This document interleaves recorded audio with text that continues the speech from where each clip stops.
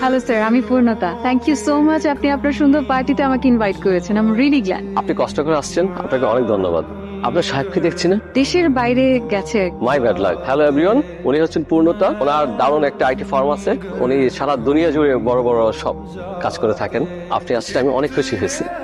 আচ্ছা, আপনি একটু কথা বলেন, আমি আসছি। Excuse me. হ্যাঁ, হ্যাঁ, শিওর। তুমি এখানে কি করছো? এটা আমার পার্টি, এখানে প্লিজ আমাকে তো করো না এদের মাঝখানে। আর কি পরে এসেছো, মানে এই অবস্থায় এই ধরনের পার্টি? এটা দেখো আমার বিজনেসের জায়গা, সো প্লিজ তুমি এখন চলে যাও। আমার কি সৌভাগ্য। প্লিজ আসুন।